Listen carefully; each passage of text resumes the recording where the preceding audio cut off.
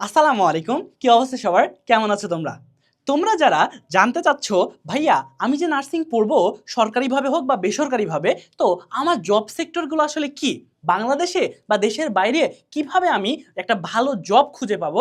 তো সেই প্রয়াসে আজকের এই ভিডিও, সেই কোশ্চেনের অ্যান্সারই আজকের ভিডিওর মাধ্যমে আমরা প্রদান করব।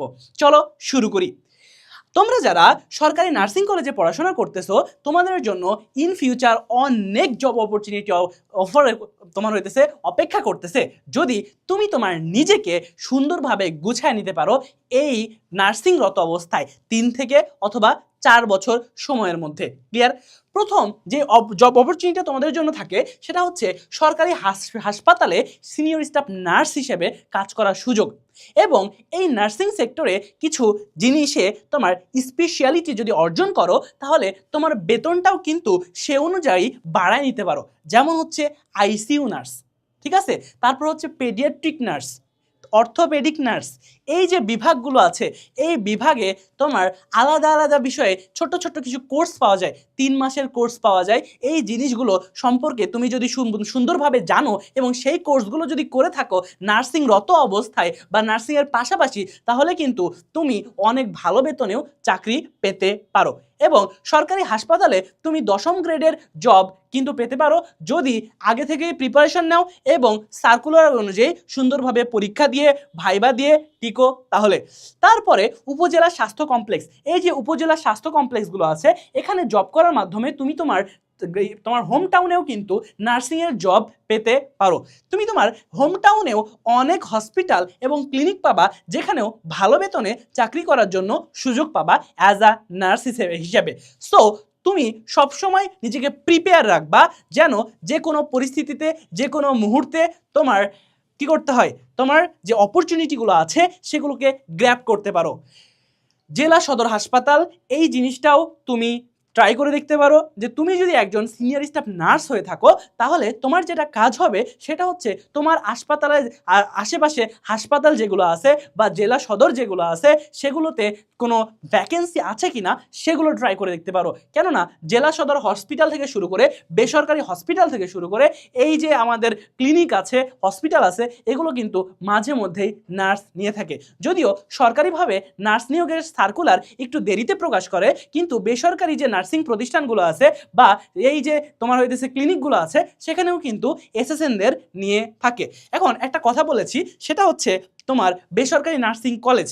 এখন এই কথা কেন বললাম, বেসরকারি নার্সিং কলেজে তারা কিন্তু নার্স এই হিসেবে যোগদান করেন না যে তারা সেখানে গিয়ে সেবা প্রদান করবেন। তারা আসলে সার্ভ করবেন, সেবাই দিবেন, কিন্তু স্বাস্থ্য সেবা না, তারা শিক্ষার জন্য কাজ করবেন। বুঝতে পারছো? তারা সেখানে গিয়ে পড়াবেন as a nurse instructor. So তোমার জীবনে যদি ইচ্ছা হয়ে থাকে যে একজন টিচার হব, তাহলেও কিন্তু নার্সিংটা তোমার জন্য বেস্ট অপশন হইতে পারে।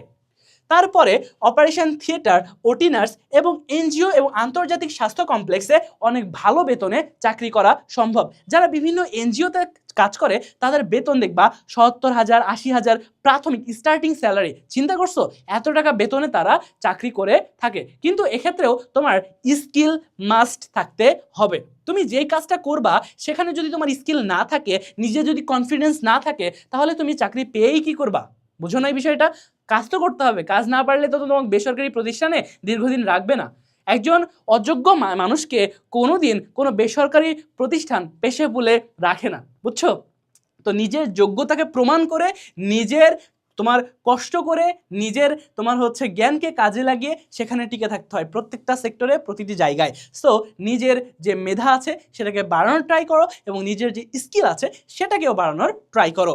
তারপরে বিদেশে রেজিস্টার্ড নার্স, বিভিন্ন দেশে ধরো আরব আমিরাতের যে দেশগুলো আছে সেখানে কিন্তু রেজিস্টার্ড নার্স হিসেবে তোমার জব পেতে পারো। এছাড়াও বাইরের দেশে, যেমন তুমি আমেরিকাতে যদি যাইতে চাও, তাহলে এনক্লেক্স পরীক্ষা দিতে হয়। এই এনক্লেক্স পরীক্ষা দেওয়ার মাধ্যমে তুমি আমেরিকান নার্স হিসেবে কাজ করার সুযোগ অর্জন করতে পারো। বুঝতে পারছো? তো এই যে প্রসেসগুলো, অনেক সুযোগ সুবিধা আছে যেগুলো নার্স হয়ে, নার্স হওয়ার মাধ্যমে তোমার পাওয়া যায়, কিন্তু আমরা সুযোগ সুবিধাই জানি না আমরা ভালো কিছু করব কিভাবে। আমার একজন স্যার বলতেন, নার্সিং এমন একটা প্রফেশন যেখানে তোমার হচ্ছে অনেক সুযোগ সুবিধা, কিন্তু থাকার পরেও আমরা কম সুযোগ সুবিধা জায়গাটাকে বেশি হচ্ছে নক করি। কেন? কারণ হচ্ছে একটু দূরেই তোমার হচ্ছে যে বেশি সুযোগ সুবিধা, কিন্তু কথা হচ্ছে ওই জায়গায় পৌঁছানো যে একটু কষ্ট, কিন্তু প্রথমেই দেখতেছো যে এই সুযোগ সুবিধা, এটাই লুফে নাও। বুঝতে পারছো?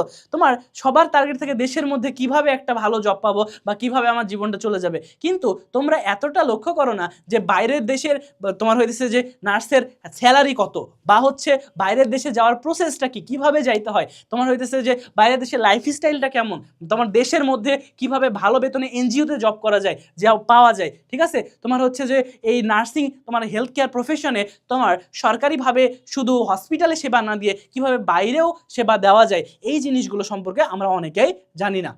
তো এই সম্পর্কে আমাদের জানা জরুরি, এবং তোমরা আমার গাইডলাইন ভিডিওগুলো দেখলে নার্সিং সম্পর্কে আরও অনেক কিছু জানতে পারবা, এবং তোমরা তোমাদের ক্যারিয়ারকে আগায় নিতে পারবা বলে আমি অনেক আশাবাদী। সো আজকে এই পর্যন্তই, দেখা হবে নেক্সট কোনো ভিডিওতে। আসসালামু আলাইকুম ওয়া রাহমাতুল্লাহ।